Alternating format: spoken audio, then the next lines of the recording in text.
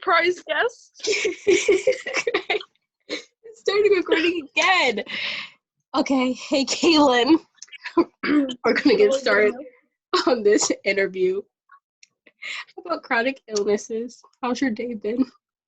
It's been pretty good. How's your day been? Good. So, how long have you been working as a CNA? I've been working as a CNA for about 2 years now.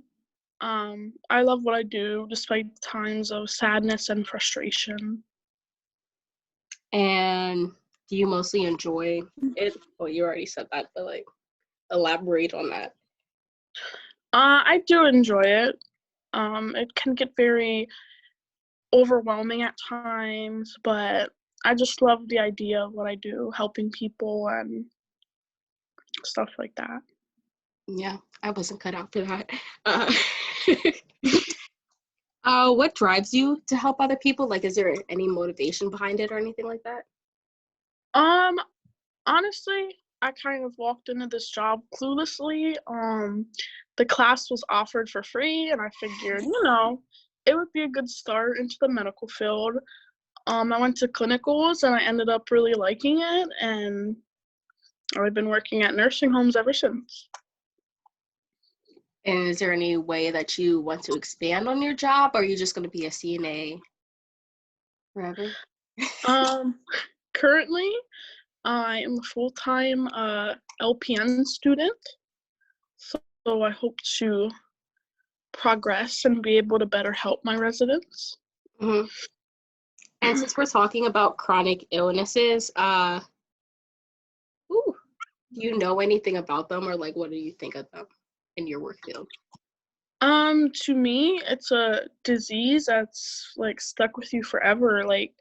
It's not curable, but the symptoms can be treated. And so dementia is listed as one of the chronic illnesses, and so is arthritis. Do you have any experience with those? Of course I do. My first nursing home I worked in rehabilitation. So definitely had a lot of people with arthritis. It was kind of a challenge for them to, be able to move and stuff, but eventually you just gotta, encourage them and treat their pain and have them be able to grow stronger.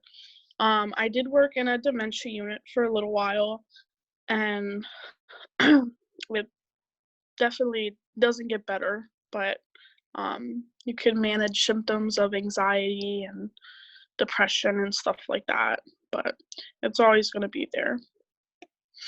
And when you talk about managing, do you have any tips for self-management or anything along those lines for chronic illnesses?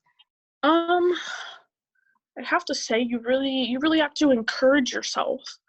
Most of the time chronic illnesses are managed with medicine that has to be prescribed by your doctor, but what happens, between your doses or when you're not on medicine, you have to encourage yourself to just keep going through it and overcoming your symptoms. Mm-hmm.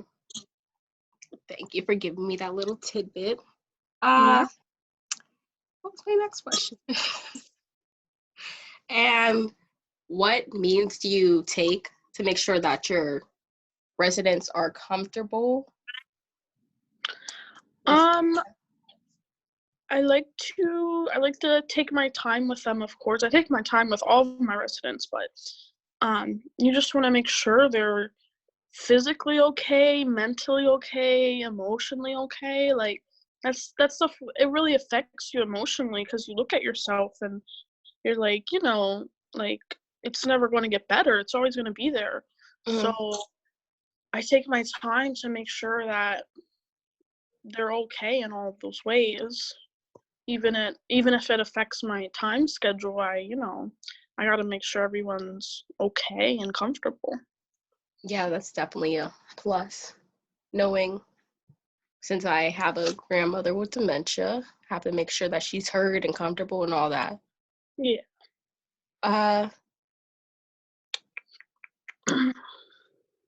And how do you let them enjoy their life while still having a chronic illness and also still with being in the nursing home? Because sometimes it's not always enjoyable being in a nursing home for older people. Oh, yeah, understandable. Despite the limits they have on, being free, we try to let them be free in a safe way. Um, like, there's only so much you can do at a nursing home, but we want to promote independence and positive well-being. Mm-hmm. So are you familiar with the term self-efficacy then? Yes. Like when you can motivate yourself to do better, Mm-hmm. make yourself happy. To me, like, you can do a lot of things when you're motivated. However, it takes yourself to be able to want to motivate yourself. That's really hard when you're dealing with a disease or illness that that's not going to get better. You have to really push yourself to want to feel better. Exactly. And can you like give a proper example on like a certain illness and how you motivate them? Yeah. People with, like you were saying earlier, arthritis. Mm-hmm. As a CNA, I perform a lot of range of motion. So it hurts, but you got to get them to, bend their extremities and stuff like that. So I always like to participate in that. Like, I know I'm not having any pain like they are, but I want to do it with them, and I want to go at their pace. I don't want them to feel rushed or feel like they're taking long. So I always go at their pace. I don't overdo it with them, and I like to do it with them as well. Sounds Gucci. Can I say Gucci inside of the interview?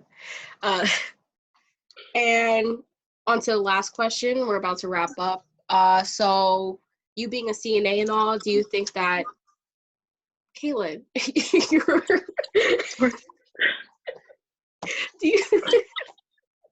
do you think that your role as a CNA has been an experience that's a positive one in their lives? Oh, well, I sure hope so. I I do the most, and I do only the best for my residents. Most of my residents I've taken care of in rehabilitation have improved with their life.